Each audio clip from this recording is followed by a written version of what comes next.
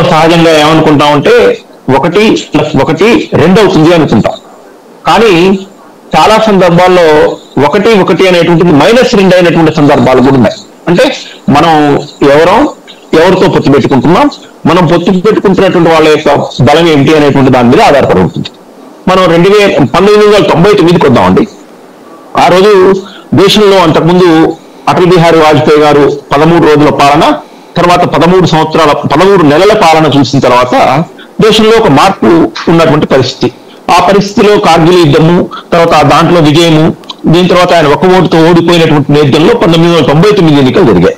ఈ 1999 ఎన్నికల్లో మన ఆంధ్రప్రదేశ్ సంబంధించినంత వరకు చంద్రబాబు నాయుడు, అంటే మనం ఇప్పుడు ఇవాళ మనం తెలుగు మీడియాలో వస్తున్నటువంటి బీజేపీకి 2% ఓటు ఉందా, 2.5 ఉందా, 3 ఉందా, 4 ఉందా, ఎంత పర్సెంటేజ్ ఎన్ని ఓట్లు ఉన్నప్పటికీ కూడా బీజేపీని పొత్తులో పెట్టుకొని తెలుగుదేశం పార్టీ ఎన్నికలకు వెళ్ళింది. ఆ భరోసాతోని, ఆ నమ్మకంతోని బీజేపీ మా పక్కన ఉంది అనేటువంటి ఒక భరోసాతోని అధికారం హస్తగతం చేస్తుంది. సేమ్ 2014 వచ్చే వరకు కూడా మళ్ళీ తెలుగుదేశం పార్టీ బీజేపీ పక్కన పెట్టుకుంది. అసలు బీజేపీకి ఓటింగ్ పర్సెంటేజ్ ఎంత ఉందనేటువంటి విషయం మనం తెలుగు మీడియాలో రకరకాలు చూసినప్పటికీ కూడా మళ్ళీ నరేంద్ర మోడీ అనేటువంటి వ్యక్తి, ఆయనకు ఉండేటువంటి చరిష్మా, ఆయన గుజరాత్ ముఖ్యమంత్రిగా పనిచేసినటువంటి అనుభవాన్ని ఆసరాగా చేసుకుని మళ్ళీ అధికారంలోకి వచ్చింది.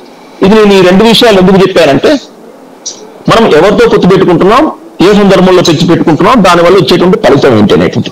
ఇప్పుడు ఆంధ్రప్రదేశ్కి వచ్చే వరకు షర్మిల కాంగ్రెస్ పార్టీతో పొత్తు పెట్టుకుంటుంది అన్నారు. సరే, ఇందాక వెంకటరెడ్డి గారేమో గిరిగి రుద్రరాజు కూడా ఎవరు తెలియనటువంటి స్థితిలో ఆ పార్టీ ఉంది అని అన్నారు. అంటే ఇప్పుడు నిజంగానే సరే కొంచెం గిరిగి రుద్రరాజుకు సంబంధించిన విషయం అటు ఇటు పెట్టినా కూడా 2014, 2019లో జరిగినటువంటి ఓటింగ్ శాతం చూసినట్టయితే కాంగ్రెస్ పార్టీ చాలా దయనీయమైన స్థితిలో ఉంది. మరి షర్మిల దయనీయమైనటువంటి స్థితిలో ఉన్నటువంటి కాంగ్రెస్ పార్టీతో పొత్తు పెట్టుకుని ఏం సాధిస్తుంది? వెళ్ళిపోతుంది ఆల్రెడీ,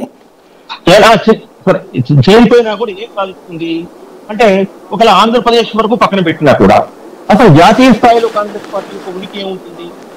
మనం సర్వేలు చూస్తున్నా, లేకపోతే ప్రజా అభిప్రాయాలు చూస్తున్నా, ప్రజల యొక్క మూడును తెలుసుకుంటున్నా కూడా వాళ్ళు ఆ 56 నుంచి కాస్త 65కో 70కో 75కో వెళ్తే స్థితి ముందు మహా అయితే. అలాంటి పార్టీతో పొత్తు పెట్టుకోవడం వల్ల రాజకీయంగా ఇక్కడ అసలు ఏ విధమైనటువంటి ఆవిడ అనుకునేటువంటి లక్ష్యాలు ఏం సాధిస్తాయి అనేటువంటి విషయం మనం ఆలోచించుకోవాల్సిన విషయం. మొట్టమొదటి దీనికంటే ముందుగా అసలు మనం 2009లో జగన్మోహన్ రెడ్డి పార్టీ పెట్టినప్పుడు ఉన్నటువంటి పరిస్థితులు ఏంటి, ఆ రోజు ఆయన పార్టీ ఎందుకు పెట్టాడు, ఆ రోజు ఉన్నటువంటి రాజశేఖర రెడ్డి మరణం తర్వాత ఓదార్పు యాత్రకు కాంగ్రెస్ పార్టీ హైకమాండ్ అనుమతి ఇవ్వడం నేపథ్యంలో ఆ కుటుంబం రాజశేఖర రెడ్డి ఎంతైతే